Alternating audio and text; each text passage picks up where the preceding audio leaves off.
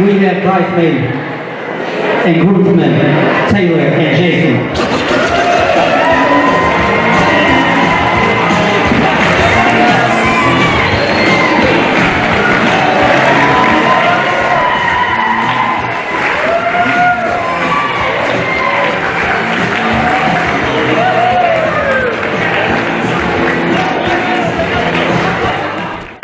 All right, next up we have bridesmaid and groomsmen, Lindsay and Bryce.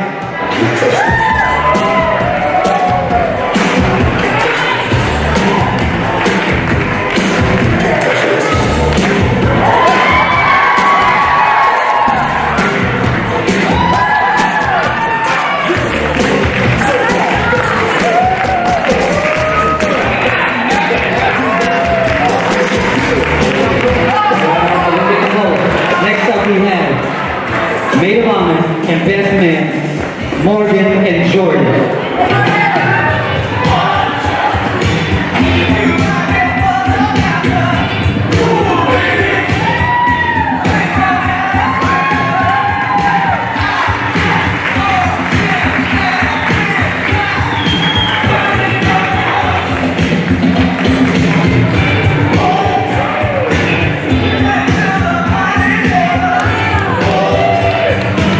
Mr.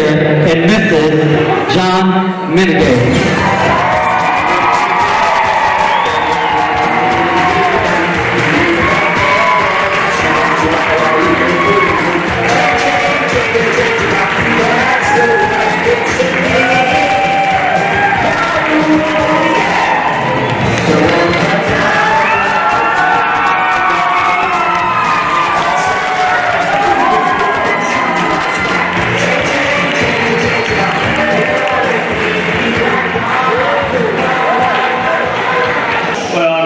Jon Lacey, but I am John Lacey. I'm a proud father of our bride this evening, and on behalf of Lacey's mother, Jerry, and I, and John's parents, Jerry and Terry, want to first of all welcome everybody here tonight, and really appreciate you being here to share this special occasion.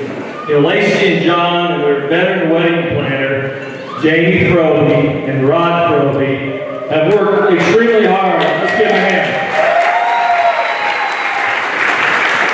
They worked really, really hard to make this a special evening, and we've got a beautiful event center here. We just really appreciate all the hard work you guys did. So John, we're really proud to have you join the family. We've known you for several years now, and we know why Lacey loves you so much. Lacey is now your miss, so we're done with her. So Lacey, I think everybody in the room probably knows what you went through back in 2014, and you know, we're all so proud of you and the courage, the willpower, and the class that you displayed during that very difficult time.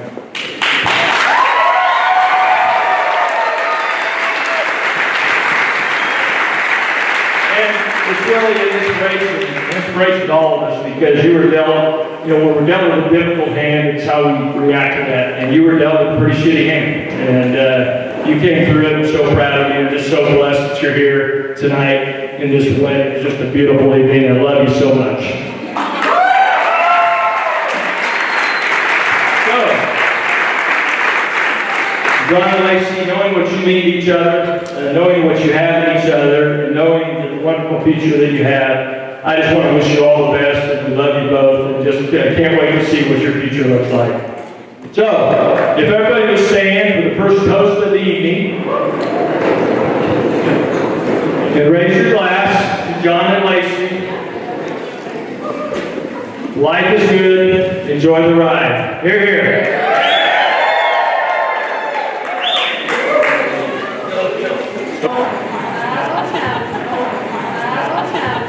Uh-oh, this could not be good. So a lot of you know that I write this poem for Christmas every year, so here I'm not doing that, Jon, don't worry. I'm not going to do it. I did write something a couple weeks back. I wrote this, so I hope I can get through it. So here we go. I love you, Jon. We love you, your mom and I. I think we all love Jon.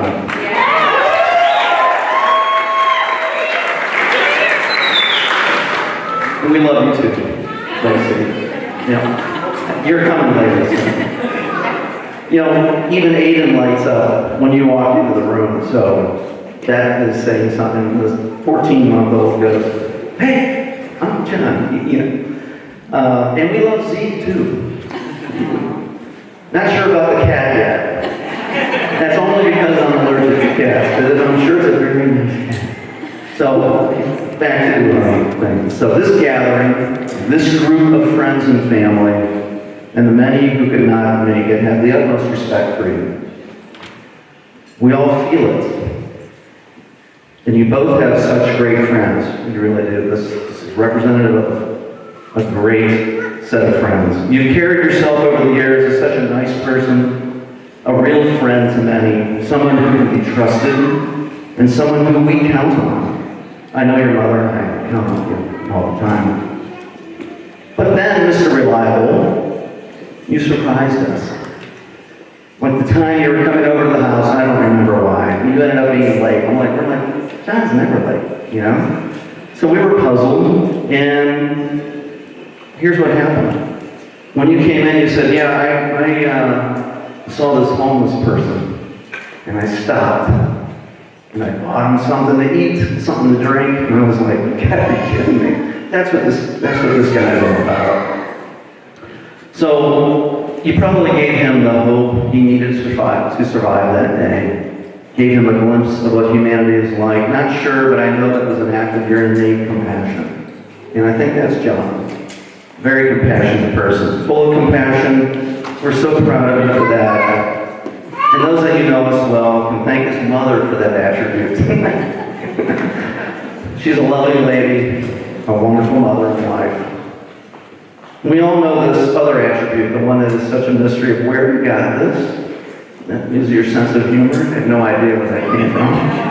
Haven't a clue. So you need to be all I'm going to say. My word of advice is you need to be careful with that gift. And I'm speaking from experience. Just saying. And now to the matter at hand, the ultimate true love story of Jon and Lacey. Terry called it early on, almost immediately. I was a little more skeptical about the whole thing. That's father's prerogative. Now I can be a little protective as a father. But we grew to love her without really even knowing her. We know and understand the character of our son and know that if his heart was leading him to Lacey, then she was the one. Once we met her, even I knew, and more importantly, understood why. She was beautiful, strong, caring, intelligent, and funny. Another beautiful soul. Two beautiful souls. I'm almost done. Just one more paragraph. So do you believe in consequences, or is it fate? And when we met her parents, John and Jerry, I had to do a double take on their names. Because that was the name of my parents. John and Jerry, I'm like, okay, done, we're done, this is it. So the fix was in, and here we are. Let's raise our glasses to Jon and Lacey. May your lives together be spectacular together, and your love grow even richer. Here, here. Hi, everyone. Sorry. Got a lot of voice. First of all, I'm Morgan, and I'm Lacey's matron of honor. And I just want to start out by thanking the Deerdocks and the Menegays for hosting this beautiful evening for us all to celebrate Jon and Lacey. It's been an amazing day to watch two of my favorite people celebrate their love. So if you guys could just give them a round of applause for hosting us tonight.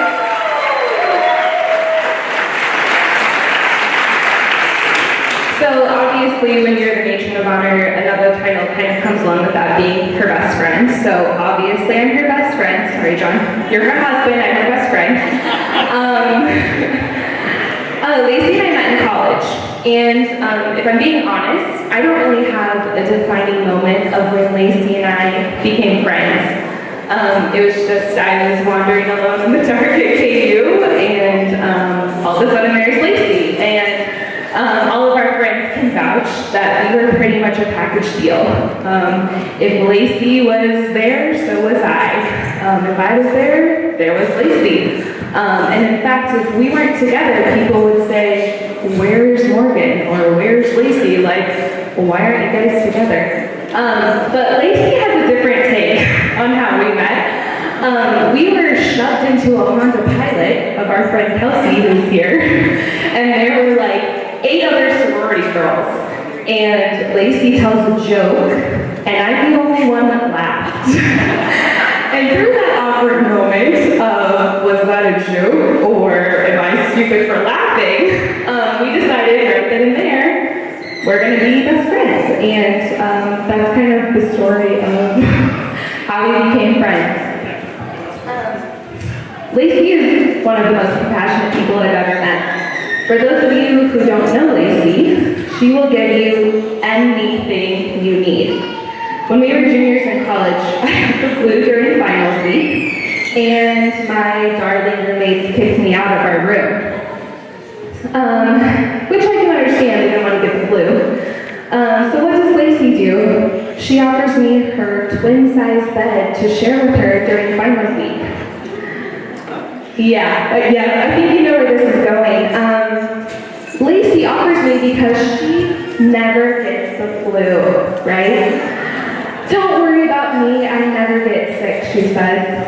The next day, Lacey goes to her final, and on the way back, she calls me and says, "I got sick in my final, I think I have the flu."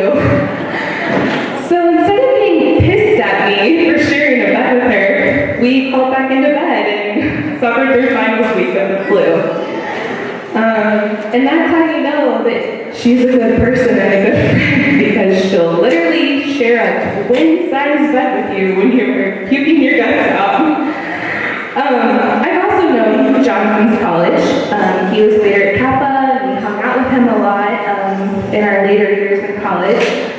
But Jon really stood out to me when Lacey got into her horrific accident. Jon never missed a beat in Lacey's recovery. He was one of the first people to arrive at the ER. He was up at the hospital supporting the dear docs in the waiting room, and he could always give you an update. He even organized food trains and fundraisers for Lacey and her family. I knew that first week Lacey was in the hospital that Jon was in love with her. I don't know if Jon knew, which sounds like he did, but I definitely did.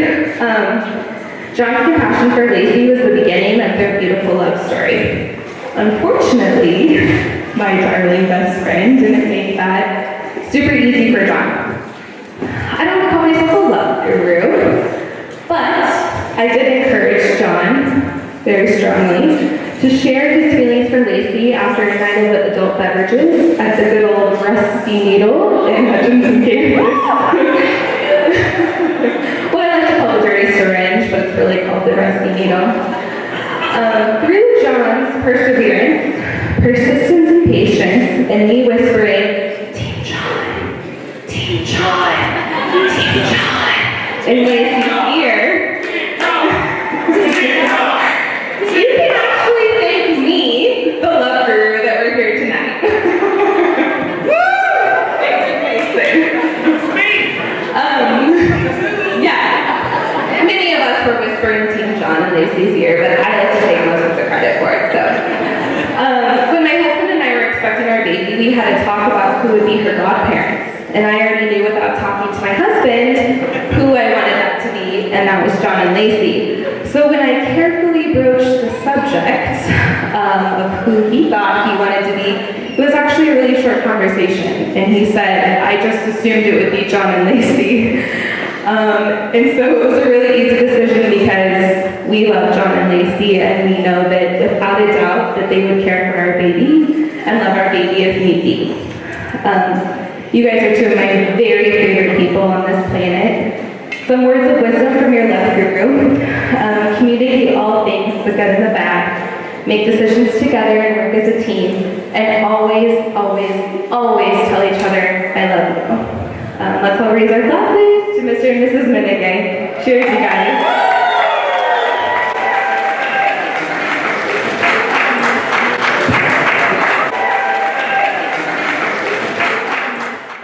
Good evening, everyone.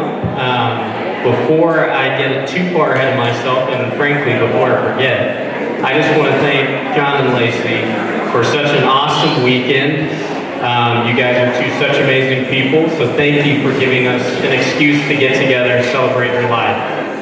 I want to thank John and Jerry, Lacey's parents, and Carrie and Terry, John's parents, also for a great weekend and raising two such outstanding individuals and for setting such great examples for them throughout their entire lives. So thank you so much.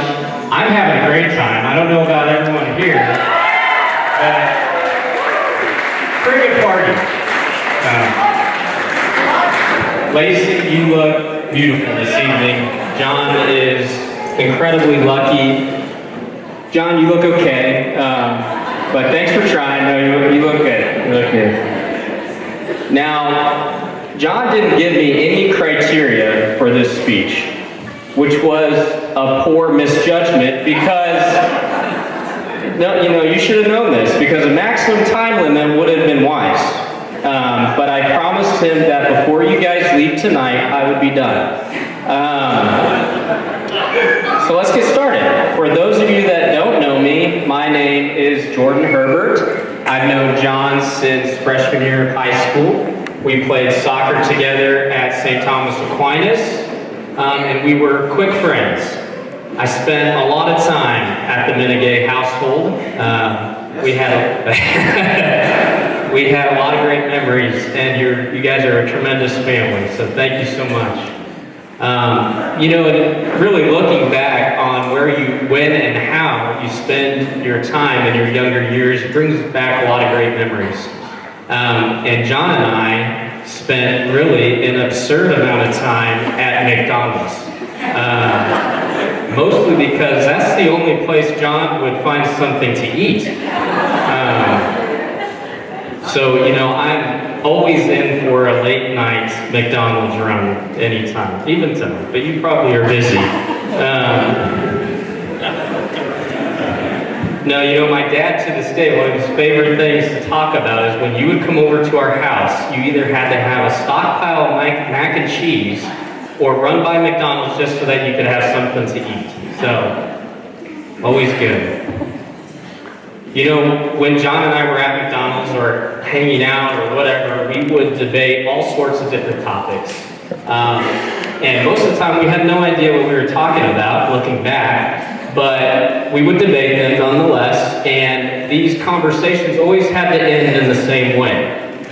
I always had to be right. That sounds bad, really, coming out of my mouth, but I always had to be right, and as stubborn as I am today, I was just as stubborn then. And John would get just so annoyed with me, and he would end the conversation, I would claim victory, and we would go on. And so that's how it usually worked. But John, I have a revelation to tell you. In 3.5 years of marriage, I haven't been right one single time.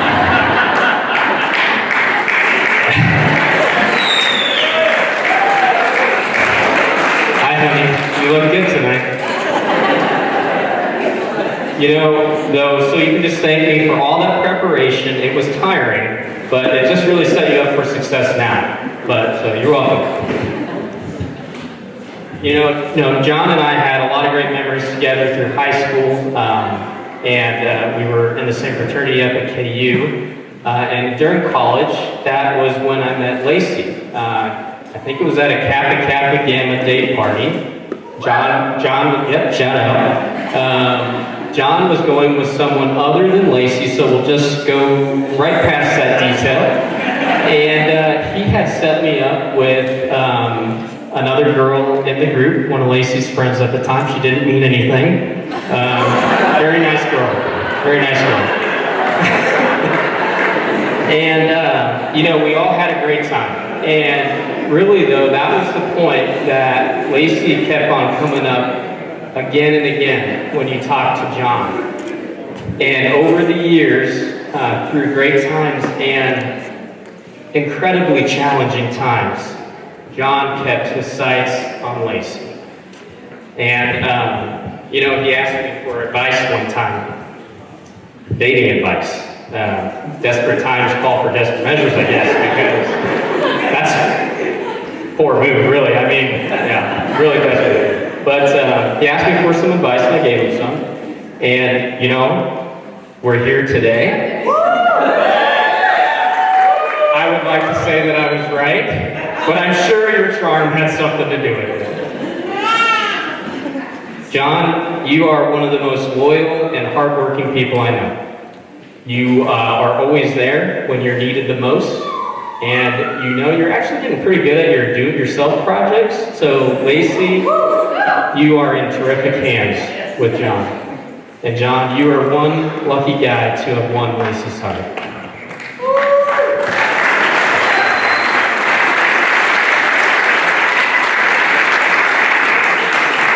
I promise it's not much longer, but I like how I was just after Mr. Vinegay, so that was good stuff.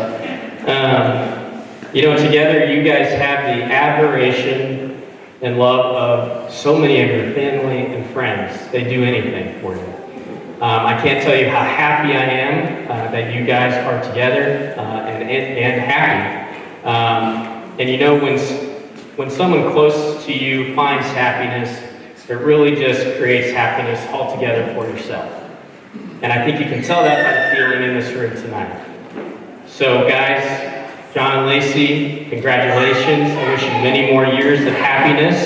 Please raise your glass, or whatever you're drinking. Cheers to Jon and Lacey. Dilly dilly.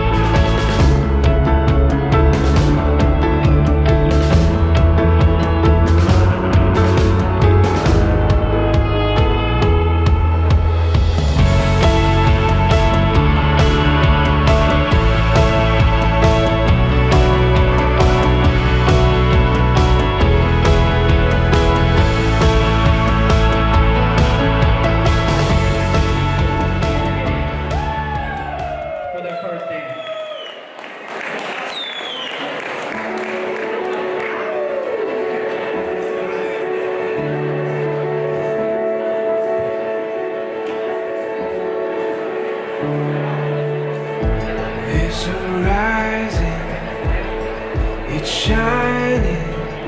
Seems the day that knows this is our time now. Where we're going, these dreams we're holding. Oh, now we know it. All the world is ours to take. You and me will find a way. Oh, the wonder that awaits. Here we are, forever starts today.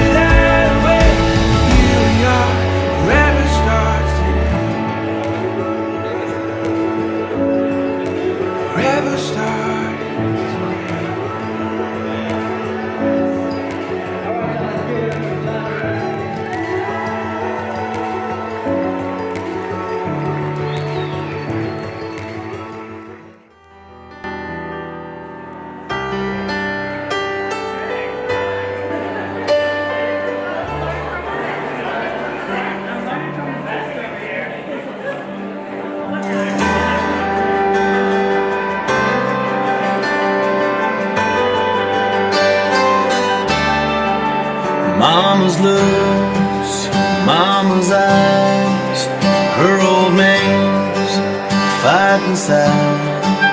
Stubborn heart, gypsy soul. Tell me where does the time go? Gonna dance with my daughter, spin her around under the lights, 'cause I'm just a father making the most of this moment in time. Before she lets me go, I'll hold her close, caught in this race against time. Right now all I want is to dance with my daughter tonight.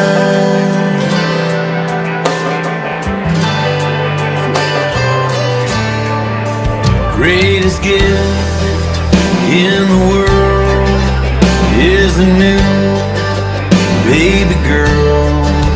Feels like God took a chance, placing her here in my hands. Gonna dance with my daughter, spin her around under the lights, 'cause I'm just a father making the most of this moment in time. Before she lets me go, I'll hold her close, caught in this race against time. Right now all I want is to dance with my daughter tonight. Whoa. And dance with my daughter, spin her around under the lights, 'cause I'm just a father making the most of this moment in time. Before she lets me go, I'll hold her close, caught in this race against time. Right now all I want is to dance with my daughter, sent straight from heaven, came down and I caught her. For now all I want is to dance with my daughter tonight. Oh, dance with my daughter tonight.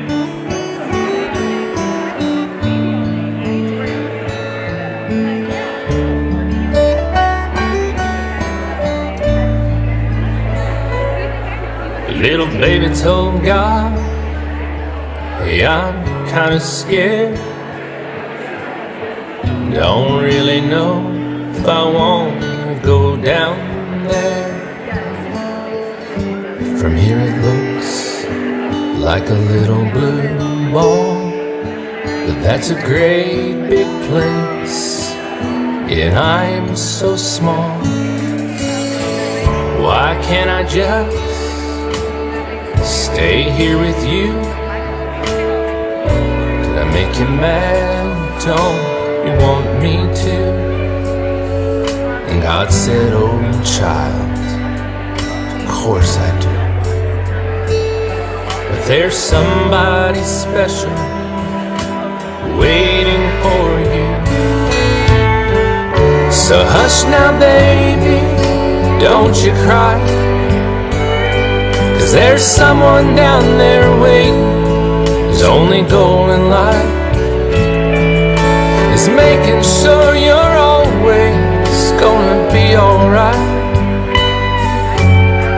A loving angel, tender, tough and strong. It's almost time to go meet your mom.